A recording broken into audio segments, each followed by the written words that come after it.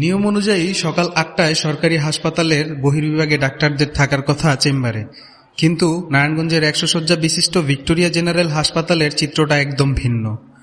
সময় গড়িয়ে দুপুর হলেও দেখা নেই অনেক চিকিৎসকের। সবচেয়ে শোচনীয় অবস্থা সার্জারি বিভাগে। রোগীরা ব্যথায় কাতরালেও ডাক্তার আসেন দুপুর 12:30টায়। ঘণ্টার পর ঘণ্টা করিডোরে অপেক্ষা করা এক ভুক্তভোগী জানান তার দীর্ঘ প্রতীক্ষার কথা। আজকে দেখে নাই, মাত্র আইলো। কয়টা বাজে আসছে ডাক্তার এখন এসে 12:30 বাজে।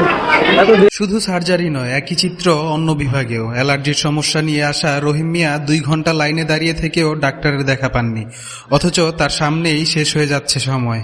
আজ তো প্রায় ঘন্টা 2 হয়েছে। 2 ঘন্টা হয়েছে। হ্যাঁ, ডাক্তার দেখাইতে পারেন না? না অনেক ছিলাম।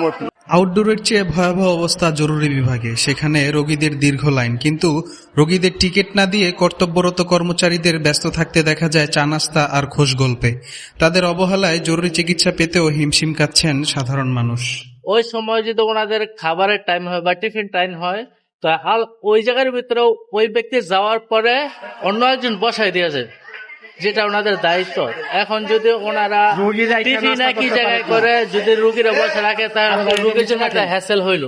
অভিযোগ আছে আরও গুরুতর। জরুরি বিভাগে কর্তব্যরত ডাক্তারদের পরিবর্তে অনেক সময় রোগী দেখছেন তাদের সহকারীরা। বিশেষজ্ঞ চিকিৎসার আশায় এসে রোগীরা পড়ছেন অপেশাদারদের হাতে। ডাক্তার নিজে না দেখে ওনার সহকারীরা দেখতে দিল। আমি এখানে এসে আরো রুড ব্যবহার পাইলাম।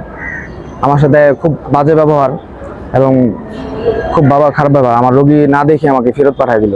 একটি জেলার প্রধান চিকিৎসা সেবা কেন্দ্র যখন নিজেই অব্যবস্থাপনার রোগে আক্রান্ত হয়, তখন সাধারণ মানুষের যাওয়ার আর কোনো জায়গা থাকে না। ভিক্টোরিয়া হাসপাতালের এই চিত্র কোনো বিচ্ছিন্ন ঘটনা নয়, বরং নিয়মিত দায়িত্বে অবহেলারই এক প্রতিচ্ছবি। নিয়মের তোয়াক্কা না করে চিকিৎসকদের দেরিতে আসা কিংবা কর্মচারীদের দায়িত্বে ফাঁকি দেওয়ার এই সংস্কৃতি ভেঙে পড়া স্বাস্থ্য ব্যবস্থার ইঙ্গিত দিচ্ছে। সাধারণ ভুক্তভোগীদের দাবি, শুধুমাত্র কাগজে কলমে নিয়ম না রেখে প্রশাসন যেন কঠোর তদারকির মাধ্যমে ডাক্তার ও কর্মচারীদের জবাবদিহিতা নিশ্চিত করে। অন্যথায় সাধারণ মানুষের ট্যাক্সের টাকায় চলা সেবামূলক এই প্রতিষ্ঠানটি কেবল ভোগান্তির কেন্দ্রবিন্দুতেই পরিণত হয়ে থাকবে। ধন্যবাদ নারায়ণগঞ্জ সমাচারের সাথে থাকার জন্য।